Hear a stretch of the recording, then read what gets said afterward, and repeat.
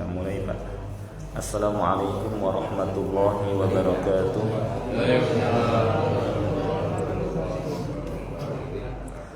Alhamdulillahi rabbil alamin, wa bihi nasta'in ala umurid dunya waddin. Ashhadu an la ilaha illallah al-malikul haqqul mubin, wa ashhadu anna muhammadar rasulullah sadiqul wa'dil amin. Allahumma salli wa sallim ala nabiyyina Muhammad wa ala alihi wa sahbihi ajma'in, amma ba'd.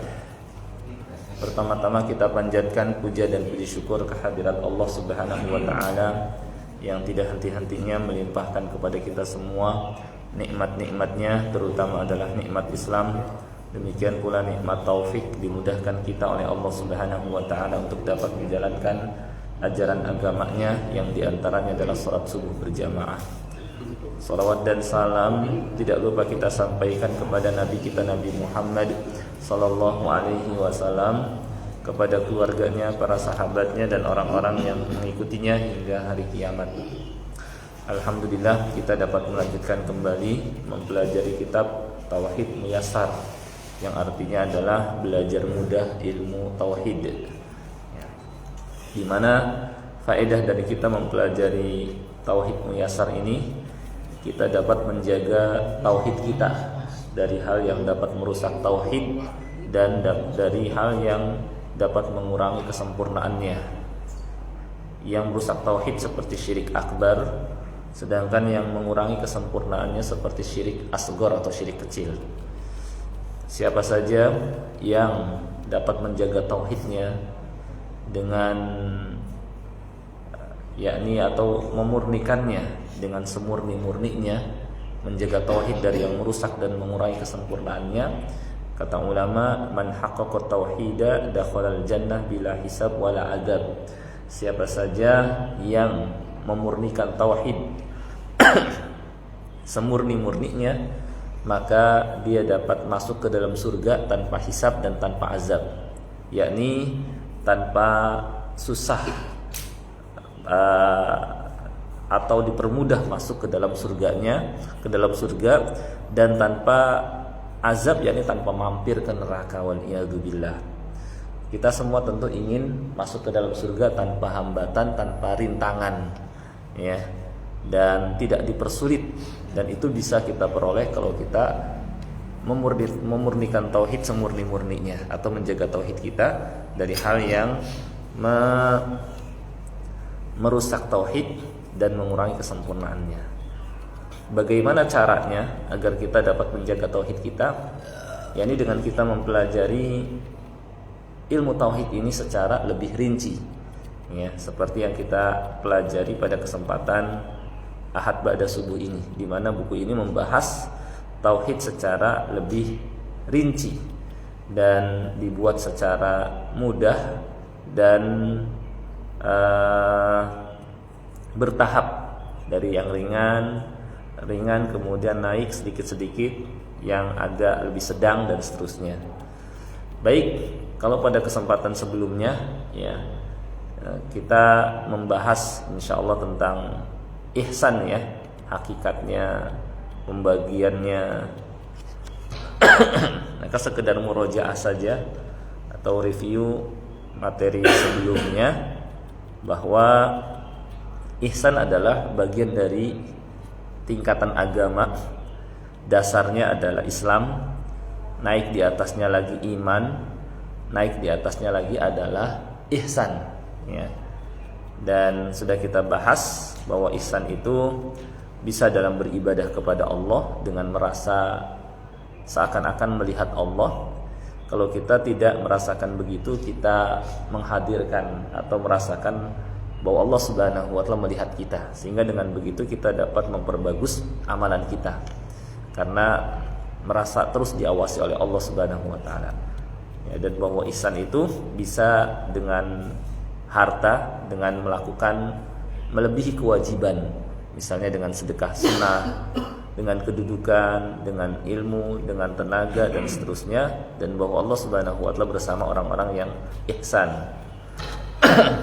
Kesimpulannya bahwa kalau digandengkan Islam, iman dan ihsan, maka seperti diterangkan di sini, idza dzakarta hadhil umur ats-tsalatsah, apabila engkau sebutkan perkara yang tiga ini, Islam, iman dan ihsan, mujtami'atan, secara bersamaan, kana likulli wahidin minha maknan khassan, maka masing-masing baik Islam, iman dan ihsan punya arti sendiri-sendiri. Fayuqsadu bil Islam, yang dimaksud dengan Islam al-a'maludz dzahirah, amalan yang tampak atau lahir, ya, seperti sholat, ya, zakat, puasa, haji, mengucapkan 2 kalimat syahadat, itulah Islam, ya. Lalu apa yang dimaksud dengan iman? Wa yuqsadu bil iman, yang dimaksud dengan iman adalah al-umur al-ghaibiyah, ya, perkara-perkara yang tidak tampak, ya, seperti beriman kepada Allah, malaikat, ya, kemudian hari akhir, ya, atau intinya yang terkait dengan keyakinan, itu iman. Islam yang tampak kelihatan, ya, iman yang terkait dengan hal yang diyakini, ya. Lalu apa yang dimaksud dengan ihsan? Wa yuqsadu bil ihsan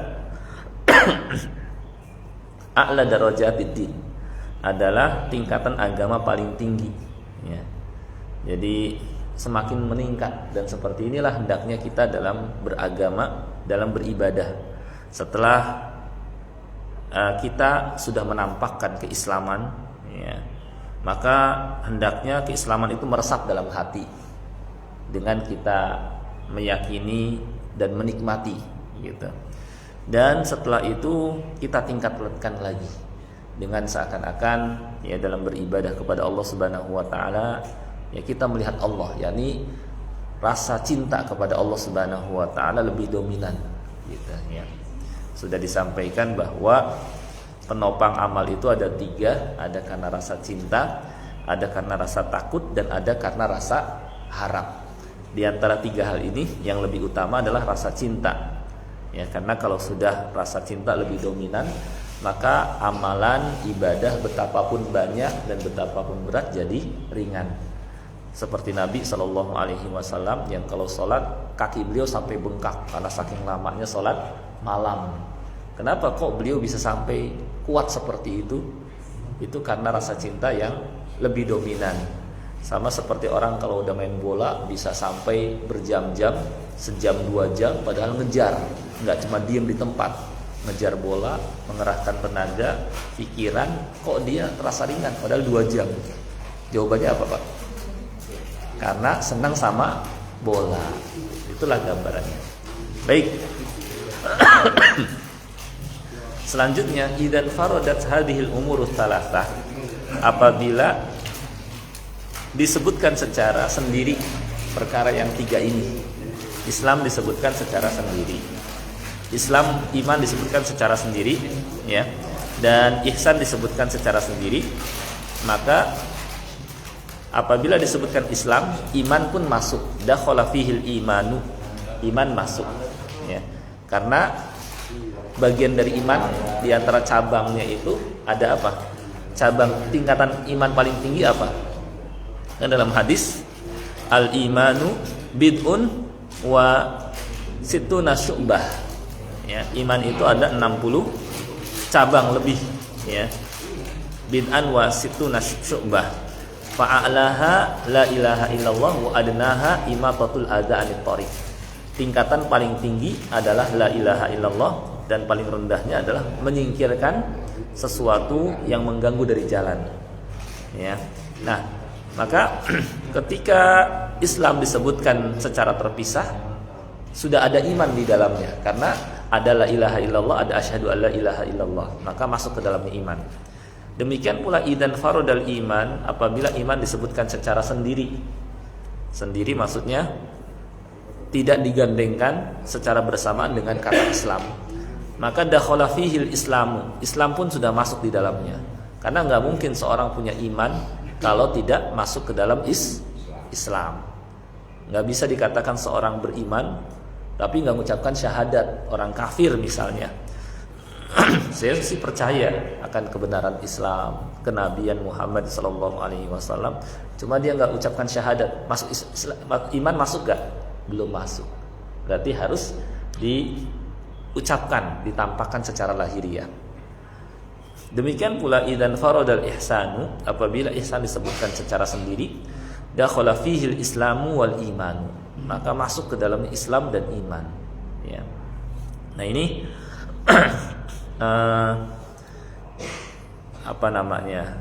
cakupannya ya, ketika disebutkan secara sendiri maka masuk ke dalamnya Islam dan iman kalau ihsan, karena ada Islamnya nggak mungkin seorang berbuat ihsan ya kalau tidak didasari keislaman ya. Karena kan ihsan ada beribadah kepada Allah Subhanahu wa taala, yaitu Islam. Kemudian ada merasa melihat Allah Subhanahu wa taala, yakin akan adanya Allah Subhanahu wa taala, bahwa dia juga yang berhak disembah, iman ya. Itu. Baik. Sudah, sekarang kita masuk ke dalam materi yang baru, namanya ibadah. Ibadah, ta'rifuha, definisi atau pengertian ibadah adalah at-tadallulu wal khudu', menghinakan diri dan tunduk ya. Jadi tunduk di samping menghinakan diri, karena di dalamnya ada menghinakan diri, merendahkan diri ya. Sedangkan merendahkan dan menghinakan diri tidak patut ya, kecuali hanya kepada Allah Subhanahu wa taala. Maka nanti akan diterangkan bahwa ini hanya ditujukan kepada Allah Subhanahu wa taala, agar manusia dalam hidupnya ya tidak menghamba kepada siapa-siapa kecuali kepada Allah Subhanahu wa taala, dan hidup dalam keadaan merdeka. Nah, merdeka yang sesungguhnya nanti kan sebentar lagi Agustusan. Ya, Agustusan. Orang-orang pada merayakan kemerdekaan ya. Merdeka kalau kita perhatikan athar riwayat, ada sebuah riwayat yaitu yang disebutkan oleh Imam At-Tabari, seorang sahabat bernama Rib'i bin Amir. Rib'i bin Amir datang menemui Rustum, ya, komandan orang pasukan Persia. Dia pun bertanya kepada Rib'i bin Amir, "Maja abikum?" Apa yang kalian bawa? Gitu ya. Dan apa seruan kalian? Maka kata Rib'i bin Amir, ya, Allahu imba'athana, Allah Azza wa Jalla yang mengirimkan kami, linuharrir, untuk kami bebaskan atau merdekakan ya, hamba, linuharrirar ibad min ibadatil ibad ila ibadati rabbil ibad, atau kama qala, untuk kami bebaskan manusia dari peribadatan antar sesama hamba menuju peribadatan kepada Allah Tuhannya hamba. Nah, inilah hakikat kemerdekaan. Jadi sudah enggak tunduk lagi kepada antar sesama hamba, enggak menghinakan lagi kepada antar sesama hamba, tetapi hanya menghinakan diri kepada Robnya hamba. Ini hakikat merdeka ya. Jadi merdeka dalam Islam adalah ketika dalam hidupnya tidak menghinakan diri kepada sesama hamba. Antar sesama hamba enggak boleh saling menghinakan diri. Yang berhak kita menghinakan diri hanya kepada Allah. Itulah merdeka yang sesungguhnya. Kalau masih menghinakan diri kepada antar sesama makhluk, kepada benda, patung dan berhala, kepada antar sesama makhluk, kepada raja sampai sujud misalnya, berarti belum merdeka gitu ya. Nah, itu secara bahasa sudah tampak. Nah, sekarang syar'an, secara syarak, hiya ismun jami'un likulli ma yuhibbuhullahu wa yardah, adalah istilah yang meliputi semua yang dicintai oleh Allah Azza wa Jalla, wa yardahu, dan diridhoinya. Jadi semua perkara yang Allah cintai dan Allah ridhoi minal aqwal, berupa ucapan. Kira-kira ucapan apa yang Allah cintai dan Allah ridhoi, Pak? Baca Quran, zikir, memberi nasihat, ya, ucapkan salam, ya. Nah, ini kan yang dicintai Allah dan diridhoinya, ya. Maka termasuk ibadah. wal a'mal, amalan yang dicintai Allah dan diridhoinya. Ya seperti salat, puasa, baik antar dia dengan Allah maupun antar dia dengan manusia. Antar dia dengan Allah tadi seperti salat, ya puasa, haji, atau antar dia dengan manusia seperti menyambung tali silaturahim, berbuat baik, membantu orang lain dan seterusnya. Ya. Al-batinah yang tersembunyi berarti termasuk amalan batin, punya rasa ikhlas, keinginan orang lain mendapatkan kebaikan, rasa takut kepada Allah, ya, tulus. Berarti ini termasuk ibadah. Wadh-dhahirah maupun yang kelihatan, ya, yang tampak, ya, seperti salat kelihatan, zakat kelihatan. Maka inilah ibadah. Cakupannya semua yang Allah cintai dan Allah ridhoi untuk dilakukan, itulah ibadah. Inilah ibadah. Nah, ibadah ini sabab tasmiyatu wadhaifi syar' 'alal mukallafin ibadah. Ya. Ibadah ini bisa disebut juga dengan taklif, ya. Taklif, beban, tugas. Jadi tugas selama kita hidup di dunia adalah beribadah, dan tujuan dari kita diciptakan di dunia. Wa ma khalaqtul jinna wal insa illa liya'budun. Aku tidaklah menciptakan jin dan manusia kecuali agar mereka beribadah kepadaku. Yakni yang pertama menyembah hanya kepada Allah, yang kedua mengisi hidupnya di dunia dengan beribadah. Inilah tujuan kita hidup di dunia, ya. Agar kita menyembah hanya kepada Allah dan mengisi hidup kita dengan beribadah, tugas. Jadi kalau dalam pekerjaan ada tugas, ada istilah job desk. Bagian operator mengoperasikan, bagian admin menginput data, bagian pemasaran memasarkan, ya. Nah, maka ada tugas juga, ya, kita dalam hidup, ya. Tugas kita beribadah, ya. Tugas kita beribadah kepada Allah Subhanahu wa taala. Ya. Makanya kalau kita dalam hidup tidak beribadah, berarti tidak menjalankan tugas. Kenapa kok manusia ditugaskan beribadah, ya? Di antaranya adalah karena manusia yang menyatakan siap beribadah kepada Allah, sebagaimana di surah Al-Ahzab bagian akhir. Inna aradnal amanata 'alas samawati wal ardi wal jibal. Sesungguhnya kami pernah menawarkan amanah. Amanah di sini adalah tugas beribadah kepada langit, kepada bumi, wal jibal, dan gunung-gunung. Fa'abaina ayyahmilnaha, maka semua makhluk tadi enggak siap memikul amanah itu, tugas itu. Ya, karena khawatir, washfaqna minha, dan khawatir tidak dapat menjalankannya. Wa hamalahal insan, dan yang siap atau menyatakan siap memikul tugas dan amanah itu adalah manusia. Wa kanal insanu dzaluman jahula, tapi sayangnya manusia sangat dolim, lagi sangat jahil. Maka enggak usah heran kalau kita lihat banyak manusia yang lupa terhadap amanah ini, yang lupa terhadap tugas ini. Sehingga keadaan manusia kalau kita saksikan ada dua keadaan. Ya, bisa menyembah selain Allah Subhanahu wa taala seperti halnya orang-orang di luar Islam. Yang kedua, tidak mengisi waktu dan hidupnya dengan beribadah seperti orang muslim yang tidak sholat misalnya.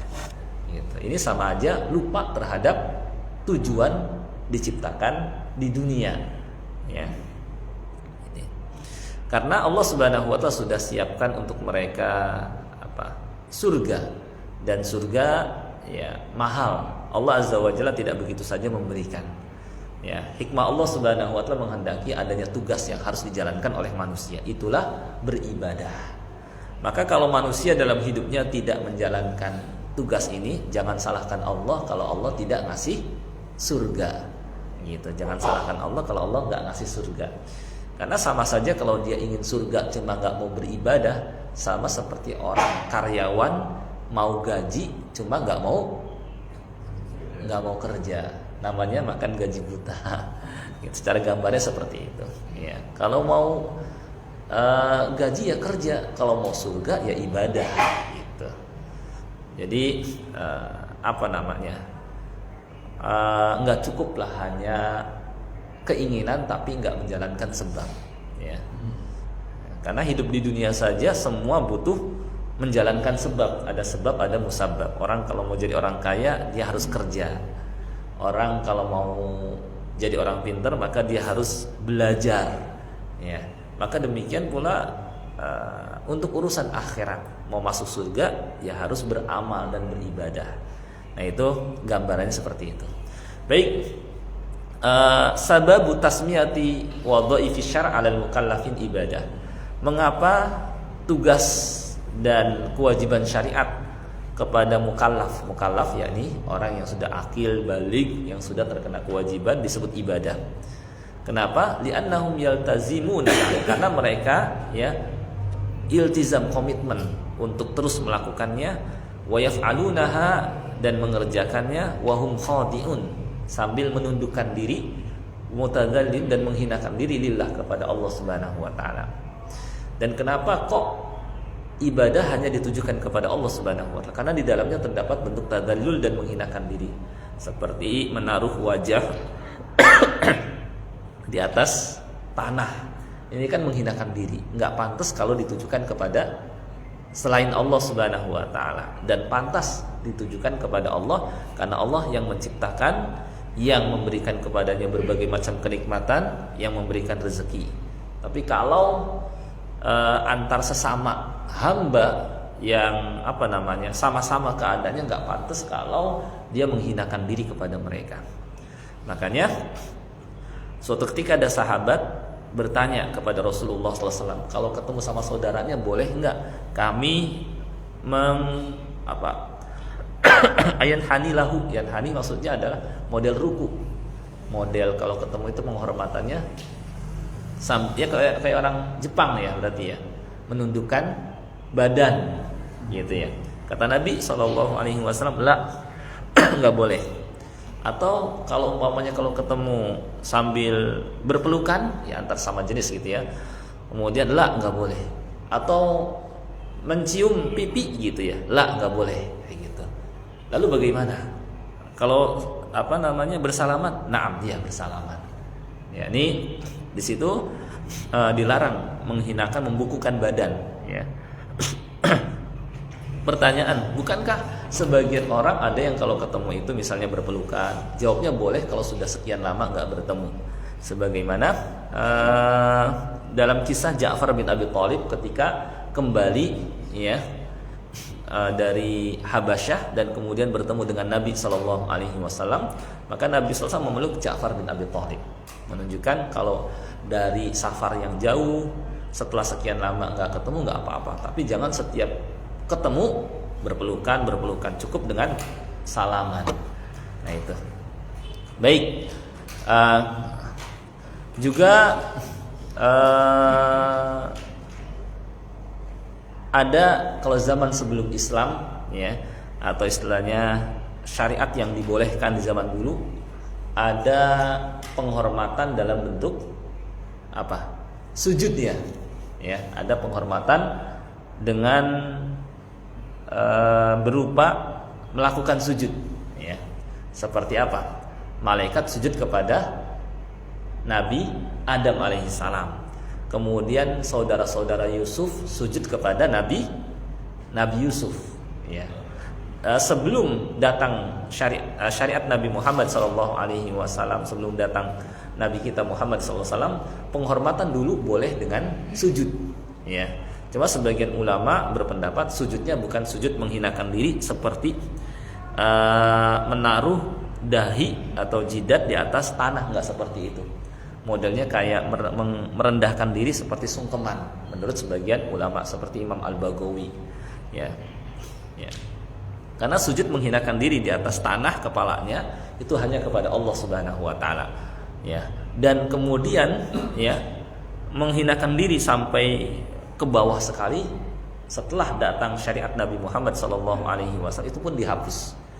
Yaitu ceritanya ketika Mu'adz bin Jabal pulang dari Syam, melihat di Syam orang-orang pada sujud kepada pendetanya dan merebahkan dan menghinakan diri kepadanya. Kemudian ia hendak memberlakukan kepada Nabi Shallallahu Alaihi Wasallam. Ketika ketemu Nabi SAW sambil kayak sungkeman seperti itu, maka Nabi SAW bertanya, "Mahada ya Mu'adz?" Atau kama qala sallallahu, kenapa engkau, yani ada apa dengan ini? Kenapa engkau berlaku seperti ini kepadaku? Maka disampaikan, aku melihat di Syam orang-orang kepada pendetanya begitu. Maka kata Nabi SAW, kalau seandainya aku mengizinkan, membolehkan seorang sujud kepada orang lain, tentu aku akan menyuruh manusia sujud kepada manusia, istri sujud kepada suaminya, gitu ya. Aku akan izinkan, ya. Maka kemudian Nabi SAW menerangkan hak suami yang begitu besar. Dari sini kita ketahui bahwa penghormatan dengan merebahkan atau menghinakan diri, atau istilahnya misalnya kalau mungkin di Jawanya sungkeman itu nggak boleh ya kepada orang lain, ya. Tapi dibedakan ya, seperti mencium tangan ini nggak jadi masalah, seperti murid kepada guru, anak kepada orang tua. Tapi tidak sampai menghinakan diri, karena menghinakan diri itu bagian dari bentuk ibadah yang hanya ditujukan kepada Allah Subhanahu wa taala, sampai seperti sujud itu nggak boleh. Ya. Maka termasuk kekeliruan ya kalau kita melihat kaidah syariat, seperti mungkin kita lihat di media ya, ada mungkin di pondok misalnya, atau di tempat lain yang mungkin kurang dalam mengamalkan ajaran agama, atau kurang, mereka sampai istilahnya ngesot kepada gurunya. Nah ini keliru ya, mungkin ya seakan-akan ya, itu padahal merasa dibesarkan itu nantinya malah tumbuh dalam hatinya rasa sombong. Itu nggak boleh seperti itu, sampai ngesot murid-muridnya, kemudian apalagi sampai sungkeman, apalagi sampai hampir sujud, nggak boleh ya. Karena itu bentuk ibadah ya, bentuk ibadah, apalagi sampai sujud. Nah, ini lebih haram lagi ya, menghinakan diri sampai kayak ngesot gitu. Nah, ini sudah nggak dibenarkan. Nggak ada para sahabat radhiyallahu anhum ketika kepada Rasulullah SAW, Mu'adz saja ditegur sama Rasulullah SAW, kenapa bersikap begini? Sehingga maksudnya beliau nggak suka disikapi begitu. Aneh kalau sampai ada misalnya kiai atau ustadz menyuruh murid-muridnya sampai ngesot kalau jalan, ya, dan menghinakan diri seperti sujud, itu dilarang. Ya, bagaimana Mu'adz saja dilarang sama Nabi SAW. Ini beliau ingin mengajar kepada umatnya, jangan kalian menghinakan diri kepada sesama manusia. Memang, padahal yang lebih berhak dimuliakan siapa? Rasul apa kiai? Rasulullah. Tapi Rasulullah SAW nggak suka disikapi seperti itu. Nah, seharusnya para kiai, para ustadz misalnya, jangan sampai nyuruh santri-santrinya agar mereka memuliakannya dengan cara sampai ngesot, merebahkan diri, terus kemudian menghinakan. Jangan, itu hanya kepada Allah Subhanahu wa ta'ala. Baik, itu Pak ya. Berikutnya arkanul ibadah, rukun atau penopang ibadah. Ini sudah kita pelajari secara garis besarnya, bahwa penopang ibadah itu 3. Pertama, mahabbah, rasa cinta ya, karena kalau cuma takut tapi nggak cinta sama Allah, bukan ibadah. Sama seperti kayak rakyat takut kepada raja ya, nggak ada rasa cinta kepada mereka, hanya karena takut dihukum sama raja, maka bukan ibadah ya. Kemudian kalau cinta saja tidak disertai rasa takut, menurut sebagian ulama kayak seorang senang kepada makanan, minuman, atau laki-laki senang kepada wanita misalnya, atau kepada hal-hal yang disukai lainnya, nggak ada rasa takut, bukan ibadah. Demikian pula harus ada roja, berharap ya. Dari sini semua sifat ini harus ada ketika kita beribadah kepada Allah. Rasa cinta Jangan sampai kita nggak cinta sama Allah. Bahkan inilah pendorong paling utama yang harusnya didahulukan. Rasa takut, ya, jelas harus takut akan azab Allah Azza wa Jalla. Jangan sampai malah berani. Rasa berharap, ya memang harus ada. Kita beribadah berharap agar masuk ke dalam surga. Sehingga kurang tepat kalau misalnya kalau beribadah itu cukup rasa cinta saja, cukup mencari keridhaan Allah saja, nggak perlu minta kepada Allah surganya. Karena Nabi SAW mengajarkan kita demikian. Beliau pernah bersabda, man shoma ramadhana imanan wahtisaban. Siapa yang berpuasa Ramadan imanan, karena iman, ya, mengharap keridhaan Allah, ya, beriman akan kewajibannya, dia pun ihtisaban. Ihtisaban artinya dia mengharapkan pahala dari Allah, menunjukkan emang harus ada harapan, ya, harus ada harapan.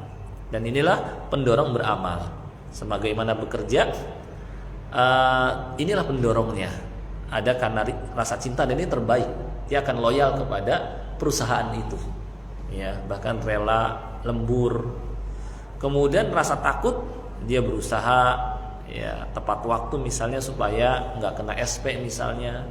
Roja karena dia mengharapkan gaji di akhir bulan. Nah, ini adalah hal yang wajar. Demikian pula dalam ibadah pun harus ada rasa cinta kepada Allah Subhanahu wa taala. Kemudian rasa takut, ya, akan azabnya, ya. Kemudian berharap apa yang di sisi Allah berupa surga dan pahala, gitu. Nah, ini dalam beribadah harus hadir 3 hal ini, ya. Baik. Materi berikutnya, syurut sihhatil ibadah wa qabuluha. Syarat sahnya ibadah dan agar diterima. Jadi maksudnya kita kan ingin ibadah kita diterima. Apa sih syaratnya, ya, dan apa kiatnya agar ibadah kita diterima? Ya. Ini ada syarton, ada 2 syarat. Jadi yang harus kita penuhi dalam ibadah kita agar ibadah kita diterima. Yang pertama adalah al-ikhlas. Ikhlas.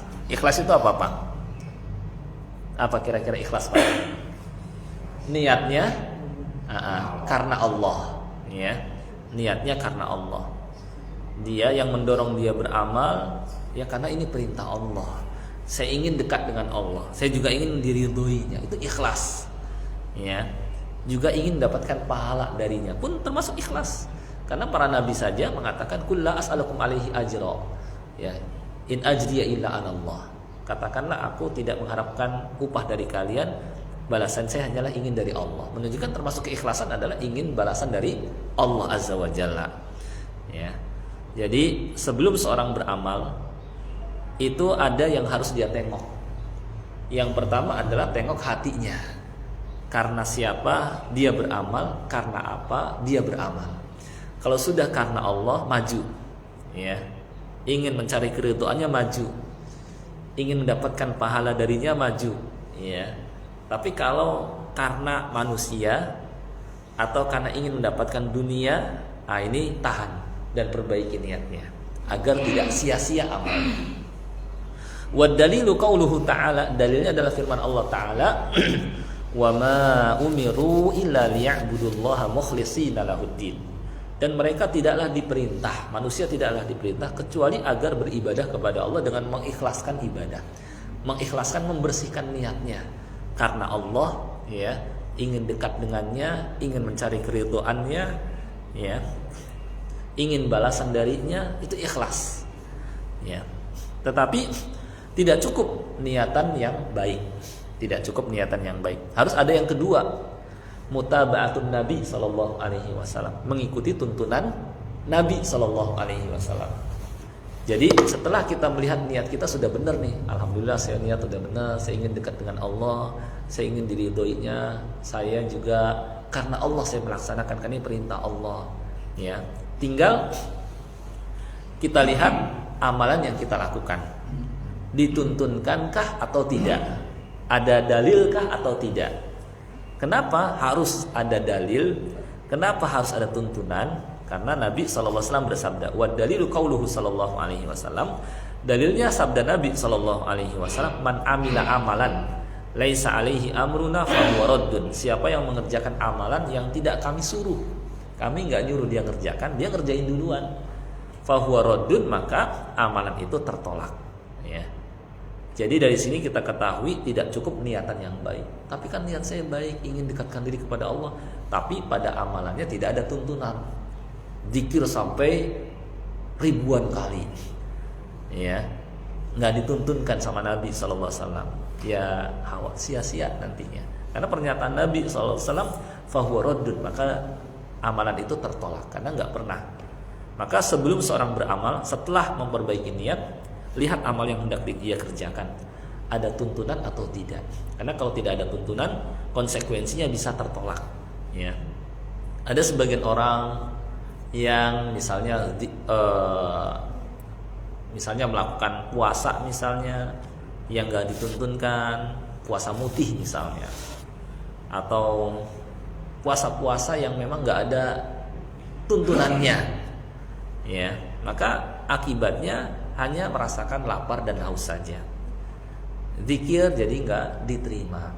Ya, Ustadz, kan saya kan bukankah dalam Al-Quran disebutkan ya ayyuhalladzina amanu dzkurullaha dzikran katsira, wahai orang yang beriman, sebutlah nama Allah sebanyak-banyaknya. Jadi nggak apa-apa dong kalau saya dalam zikir hanya menyebut Allah, Allah, Allah, Allah saja. Ya, kita katakan bahwa kita diperintahkan berzikir cuma mengikuti bagaimana zikirnya Nabi SAW. Beliau nggak pernah mengajarkan kepada umatnya kalau zikir ucapkanlah Allah, Allah saja misalnya. Tapi yang beliau ajarkan misalnya mengucapkan subhanallah, alhamdulillah, la ilaha illallah, wallahu akbar, itu baru. Zikir itu ada dua, ada zikir mutlak dan ada zikir muqayyad. Zikir mutlak, zikir yang Nabi SAW tidak tentukan jumlahnya, kapan dan di mana. Maka seorang bisa membaca kapan dan di mana saja dan berapa saja. Lagi jalan, lagi santai, subhanallah walhamdulillah wala ilaha illallah wallahu akbar. Kata Nabi SAW, ada 4 ucapan yang sangat dicintai Allah, yang tidak mengapa kalian memulai dari mana saja. Subhanallah walhamdulillah wala ilaha illallah wallahu akbar. Lagi nongkrong, subhanallah walhamdulillah wala ilaha illallah wallahu akbar. Ya, atau subhanallah bihamdih subhanallahil azim, yang kata Nabi SAW, 2 kalimat yang dicintai Allah Ar-Rahman, kemudian memberatkan timbangan dan ringan di lisan. Subhanallah bihamdih subhanallahil azim. Lagi nyetir mobil, subhanallah bihamdih subhanallahil azim. Lagi di perjalanan, ya, subhanallah bihamdih subhanallahil azim. Termasuk zikir mutlak adalah istighfar. Astaghfirullah wa atubu ilaih, astaghfirullah wa atubu ilaih, astaghfirullah wa atubu ilaih. Ya. Dalam hadis, ya, Nabi sallallahu alaihi wasallam, ya, menyatakan ya ayuhannas tubu ilallah fa inni atubu ilallah fil yaum mi'ata marrah. Wahai manusia, bertobatlah kepada Allah. Saya sampai 100 kali mengucapkan astagfirullah dalam sehari, gitu. Maka ketika senggang, pertanyaan, mana yang lebih didahulukan antara ucapan istighfar dengan ucapan subhanallah walhamdulillah wala ilaha illallah wallahu akbar? Mana duluan, Pak? Mana duluan? Tergantung keadaan seorang. Nah, kalau jatuh ke dalam dosa maka didahulukan istighfar. Kalau lagi nggak jatuh ke dalam dosa maka dahulukan subhanallah walhamdulillah wala ilaha illallah wallahu akbar. Ya, wala haula wala quwata illa billah. Ini namanya zikir mutlak. Yang kedua ada namanya zikir muqayyad. Zikir muqayyad adalah zikir yang sudah ditentukan oleh Rasulullah SAW kapan dibaca dan di mana dibaca. Misalnya mau masuk masjid, ada Allahumma ftah li abwaab rahmatik, atau tambahan bismillah wassalatu wassalamu ala rasulillah, Allahumma ftah li abwaab rahmatik. Keluar Allahumma ftah li abwaab fadlik misalnya. Masuk rumah bismillah atau bismillah walajna wa bismillah kharajna wa ala rabbina tawakkalna. Keluar rumah bismillah tawakkaltu ala Allah la haula wala quwata illa billah. Kemudian ketika hendak masuk toilet, Allahumma inni a'udzubika minal hubuti wal khaba'ith. Itu namanya zikir muqayyad. Nah, kita harus bisa membedakan mana zikir mutlak, mana zikir muqayyad. Tidak boleh zikir mutlak dibaca pada zikir muqayyad. Sebagaimana kebalikannya, zikir muqayyad dibaca pada zikir mutlak. Karena berakibat nantinya salah penempatan. Nggak mungkin kan kita mau keluar rumah, subhanallah walhamdulillah wala ilaha illallah akbar, lalu kita keluar rumah. Kira-kira tepat nggak? Tidak tepat. Bukan kita menyalahkan zikirnya, tetapi salah penempatan. Sama contohnya begini, kita lagi ruku, kita baca la haula wala quwata illa billah. Benar nggak Pak? Salah. Kalau umpama ada orang mengatakan salah, kira-kira kalau kita dibalas, kok disalahkan? Ini kan zikir, ini kalimat yang baik, kalimat thayyib, kenapa engkau salahkan? Kami nggak salahkan zikirnya, tapi salahkan penempatan. Nah, sebagian orang keliru, tidak bisa membedakan mana zikir mutlak, mana zikir muqayyad. Dan jadi zikir mutlak kapan saja dan di mana saja. Istighfar, baca Quran, ucapan subhanallah walhamdulillah wala ilaha illallah wallahu akbar wala haula wala quwata illa billah la ilaha illallah wahdahu la syarikalah. Nah, itu kalau itu ada zikir mutlak. Kalau zikir muqayyad yang sudah ada tuntunannya kapan dibaca, apa bacaannya. Jangan kita ketika lagi senggang bacanya Allahumma inni a'udzubika minal khubuthi wal khaba'is, lagi duduk. Bukan tempatnya. Maksudnya itu mah pas mau masuk WC gitu.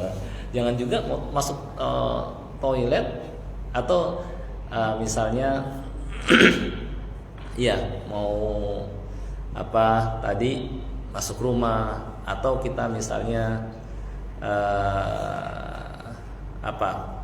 ke pasar juga ada zikirnya juga ya.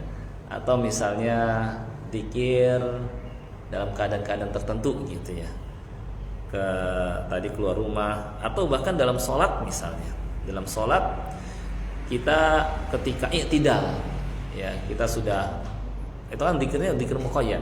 Rabbana walakal hamdu bisamil as-samawati wa milul ardi wa mil ma syi'ta min syai'in ba'du, atau Rabbana walakal hamdu hamdan katsira. Kita baca misalnya ketika sami Allahu liman hamidah, kita baca subhanallah wa bihamdi subhanallahil azim. Ya keliru gitu. Nah, ini maksudnya kita harus bisa membedakan mana pada saat itu apa dibaca gitu. Jangan kita meratakan semuanya dibaca gitu. Nah, itu maksudnya ya. Nah, sebagian ya tidak bisa membedakan, akhirnya salah penempatan. Dan ketika diluruskan mengatakan kok disalahkan, bukan disalahkan zikirnya, tetapi disalahkan penempatannya, karena masing-masing sudah ada bacaannya sendiri-sendiri gitu ya. Yang sangat disayangkan misalnya yang bacaan zikirnya sudah nggak dituntunkan gitu, caranya pun tidak ada gitu. Maksudnya nggak ada tuntunannya ya. Baca zikirnya tadi hanya lafaznya Allah Allah saja. Yang kedua dengan cara menggoyang-goyang kepala, menarik, turunkan nafas. Nah, ini kan kalau kita lihat kitab-kitab hadis nggak akan ketemu cara seperti itu. Gitu, sambil naik turunkan nafas, goyang-goyang kepala, nanti sampai itu nanti ada istilah fana, sampai nggak sadarkan diri. Padahal nggak pernah seperti itu. Saya pernah punya teman, ada yang mau coba-coba masuk ke ajaran begitu, ya. Saya mau penasaran doang katanya. Mulai dah dia ikutan masuk ke dalam ajaran begitu, ikutan zikir yang nggak ada tuntunan, jumlahnya banyak. Ketemu saya dalam keadaan stres jadinya, kasihan gitu ya.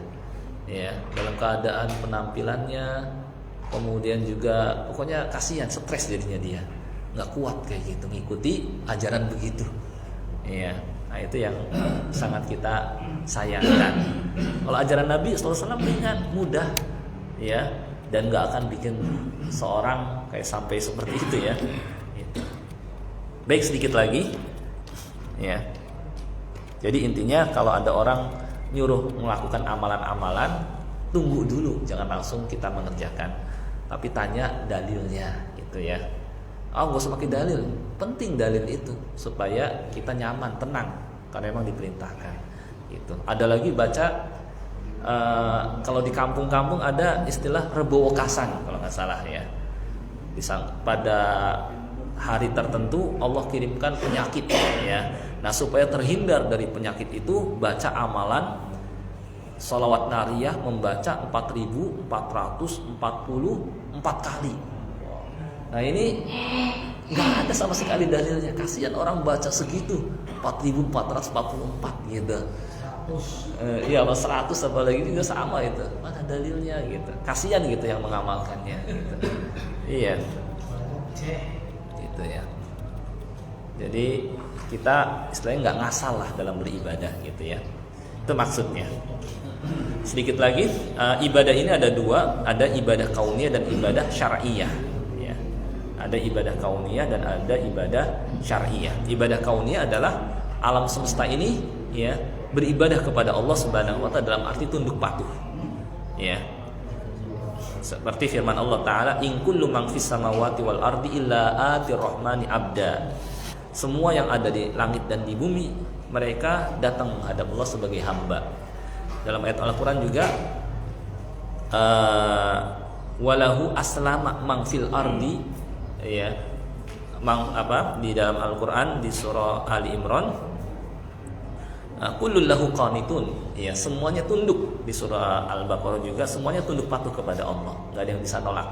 Sedangkan ibadah syariah adalah ibadah yang seseorang diberikan pilihan untuk melakukan atau tidak. Inilah yang seorang akan dapatkan pahala karenanya. Nah, inilah hakikat ibadah ya, mudah-mudahan. Dan sebagai tambahan sedikit. Nah, ini saya ada pelengkap saja supaya ada hal-hal yang mungkin penting perlu kita ketahui.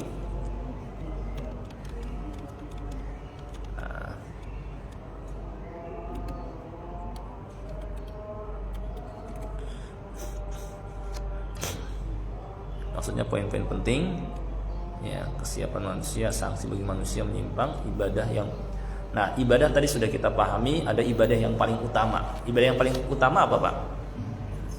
Setelah tauhid adalah sholat. Kenapa sholat? Karena di dalam sholat ada ibadah hati, ada ibadah lisan, dan ada ibadah anggota badan. Ibadah hatinya dengan khusyuk, ibadah lisan dengan dia zikir, baca Quran, dan ibadah anggota badan ada ruku, i'tidal, sujud. Nah, ibadah yang paling utama. Makanya ketika ditanya Nabi SAW, ayul amali ahabbu ilallah, amal apa paling dicintai Allah? Kata beliau, as-salatu ala waqtiha, salat pada waktunya. Kemudian ini pilar ibadah. Nah, tinggal terakhir ya, keutamaan ibadah. Kata Rasulullah sallallahu alaihi wasallam, "Innallaha ta'ala yaqul," sesungguhnya Allah taala berfirman, "Ya ibna Adam, wahai anak Adam, tafarraq li ibadati." Sempatkanlah fokus beribadah kepadaku. Terutama bagi yang sudah pensiun. Nah, ini cuma tetap yang tidak pensiun pun bisa gitu, karena ibadah itu mudah ya. Tafarraq li ibadah, fokuslah beribadah kepadaku. Amla usadraka gina, aku akan berikan kecukupan kepada kalian. Wa asudda faqrak, dan aku akan cukupkan kebutuhanmu. Wa illa taf'al, jika engkau tidak mau menyempatkan, nanti aku akan jadikan tanganmu penuh dengan kesibukan dan aku tidak mencukupkan kebutuhanmu. Ya. Baik, saya kira ini terkait dengan materi ibadah. Mudah-mudahan yang sedikit ini bermanfaat ya. Mungkin kalau ada yang belum jelas bisa ditanyakan, silakan Pak. Kalau ada yang belum jelas, ya silakan Pak. Assalamualaikum warahmatullahi wabarakatuh. Waalaikumsalam warahmatullahi wabarakatuh. Terima kasih Pak Ustaz atas kesempatan yang diberikan. Sama-sama. Pak Ustaz, dalam kita beribadah kan sering kita lihat, kadang-kadang kita sering mendengar atau kadang-kadang kita sering mengikuti itu sesuatu yang dilakukan bisa tanpa ada tuntunan. Iya. Sementara mereka berdalil sesuatu yang baik dan tidak ada larangan di dalam syariat, di dalam agama itu boleh seperti itu Pak. Bagaimana mengenai pendapat Pak tentang itu? Misalkan kalau dalam sholat juga misalnya selesai sholat kemudian kita kan ada zikirnya, itu ada boleh nggak sih kita tambahkan misalkan ajur minan atau ajur minan, ada tambahan-tambahan selain yang bukan hanya itu, ada tambahan-tambahan lain yang pernah saya dengar. Kemudian mengenai masalah ibadah yang tadi disinggung Ustaz, mengenai kita berharap ada sesuatu yang kita harapkan dalam ibadah kita. Sehingga ada seorang penyair wanita, dia dalam syairnya itu, apabila aku katanya beribadah ini atau sholat dan surgamu, maka masukkan aku dalam nerakamu.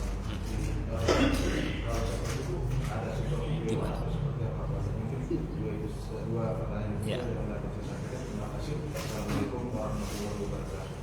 Waalaikumsalam warahmatullahi wabarakatuh. Iya. Iya.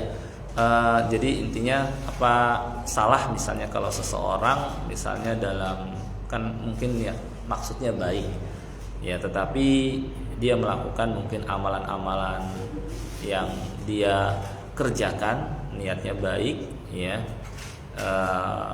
mungkin dengan menambah amalan ya. Jawabannya adalah tadi Nabi SAW pernah bersabda, man amila amalan, ya, siapa yang mengerjakan amalan yang tidak kami perintahkan, ada konsekuensi kan akibatnya. Konsekuensinya nanti tidak diterima oleh Allah Subhanahu wa taala. Nabi SAW bersabda demikian agar manusia tidak berlebih-lebihan. Karena kata beliau ya, iyyakum wal gulu fa inna ma ahlaka man kana qablakumul gulu.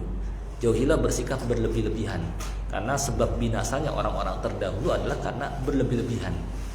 Dalam Al-Quran juga Allah berfirman, ya ahlal kitab bila taghlu fi dinikum, wahai ahli kitab, janganlah kalian berlebih-lebihan dalam beragama. Apa maksud berlebihan?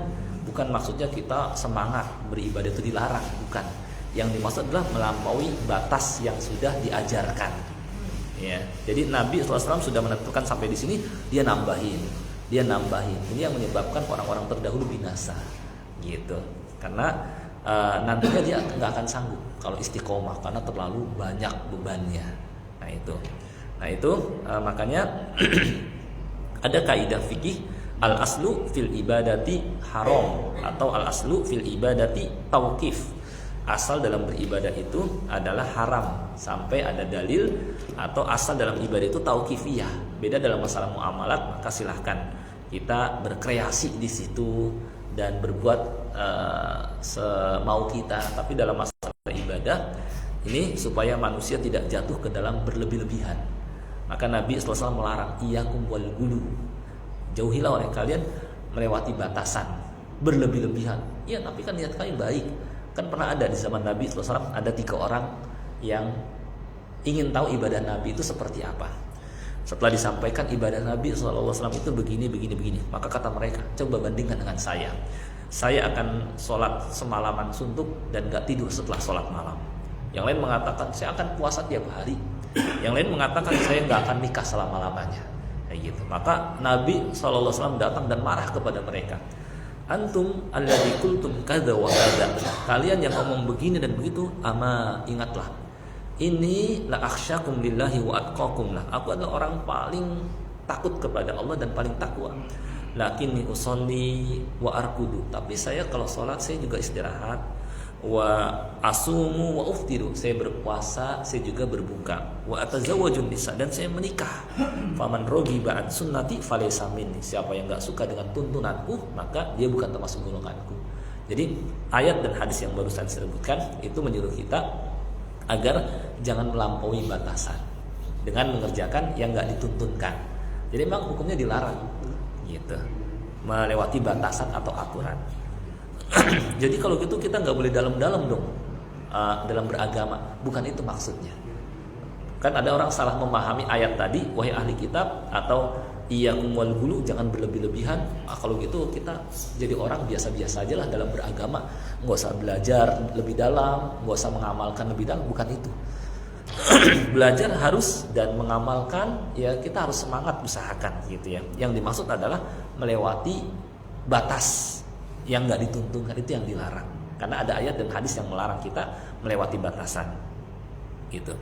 Jadi tadi saya lupa saya sampaikan, dalam beribadah itu kita harus pertengahan. Pertengahan itu bainal ifrat wal gulu wa baina at-tafrid wat tasahul. Antara ifrat melewati batasan dan aturan, dan antara meremehkan dan bermalas-malasan. Ya, meremehkan itu maksudnya apa? Dia ini kan hukumnya sunnah, ini nggak wajib, akhirnya dia tinggalkan. Ya, dia membatasi diri mungkin dengan yang wajib-wajib saja, nggak mau menambahkan yang sunnah. Nanti dia akan tertinggal kalau seperti itu. Maka kata Nabi SAW,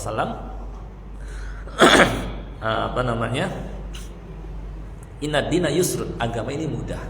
Wala yusyada dina ahadun illa golabah. Tidak ada orang yang coba menyusahkan agama ini dengan menambahkan yang tidak ada, dengan mewajibkan diri yang sebelumnya yang hukumnya sunnah, dengan mengharamkan apa yang Allah Subhanahu wa taala halalkan, dengan menolak rukhsah, keringanan dari Allah Subhanahu wa taala, illa golabah, melainkan dia akan kalah sendiri. Awal mungkin bisa, karena kan ahli ibadah itu ada masa semangat, tapi ada masa juga dia malas. Jadi membuatnya nggak akan istiqomah. Maka kata Nabi SAW, wala yusyadadina ahadun illa golabah. Ada yang coba-coba nyusahin agama ini, dia akan kalah sendiri. Fasadidu, maka bersikap luruslah. Lurus di sini tidak melewati aturan, juga tidak meremehkan. Fasadid wa qaribu, dan mendekatlah. Kalau kita nggak bisa mengerjakan semua perintah agama, jangan juga ditinggalkan sebagian atau seluruhnya. Kerjakan yang bisa kita kerjakan. Wa abshiru, dan ingatlah akan pahala yang dijanjikan supaya kita semakin semangat. Wasta'inu bil ghadwah warauhah wa syai'in minad duljah, dan manfaatkan waktu pagi, sore, dan sebagian dari malam hari untuk beribadah kepada Allah. Maksudnya mendekat. Kaidahnya gini, jangan banyak banget sih zikir setelah sholat, mendingan saya langsung pergi aja. Banyak banget sih zikir sebelum tidur, mendingan saya langsung tidur aja. Kaidahnya, ma la yudrak kulluhu la yutrak jilluhu aw ba'du. Kalau kita nggak bisa kerjakan semuanya, jangan juga ditinggalkan sebagiannya. Kerjakan fattaqullaha mastata'tum. Maka dalam beragama kita akan merasakan kenikmatan, keringanan, dan kemudahan. Itu prinsip dalam beragama. Saya kira begitu, wallahu a'lam. Sedangkan yang kedua tadi ada kisah wanita Robi al-Adawiyah ya kalau nggak salah. Dia dalam beribadah nggak mau pahala, nggak mau surga, cukup keridhaan Allah Subhanahu wa taala. Ini tadi sudah disampaikan bahwa rukun dalam beribadah itu 3. Yang benar, prinsip yang benar dalam beragama berdasarkan dalil Al-Qur'an dan hadis adalah harus ada rasa cinta, dan juga harus ada rasa takut, nggak boleh berani sama Allah. Juga berharap, karena para nabi saja mereka berharap kepada Allah. Dalam Al-Qur'an disebutkan khaufa wa tama'a, mereka beribadah kepada Allah dengan rasa takut dan rasa harap. Menunjukkan harap harus ada. Jadi nggak boleh mohon surga Allah. Bukankah Nabi SAW pernah menyampaikan siapa yang minta kepada Allah surga 3 kali, maka surga akan berkata, ya Allah masukkanlah dia ke dalamku. Jadi emang harus ada namanya harap gitu. Saya kira begitu. Cukup Pak ya, mungkin karena sudah masuk waktu, udah habis mungkin waktunya. Mudah-mudahan yang sedikit ini bermanfaat, kurang lebihnya mohon maaf. Kita tutup dengan doa kafaratul majelis. Subhanakallahumma bihamdik, asyhadu an la ilaha illa anta, astaghfiruka wa atubu ilaik. Assalamualaikum warahmatullahi wabarakatuh. Kita ucapkan jazakumullah khairan, terima kasih kepada Marwan video telah menyampaikan materinya. Ini beliau baru ulang hari juga nih. Alhamdulillah. Lama soalnya harinya mandiri.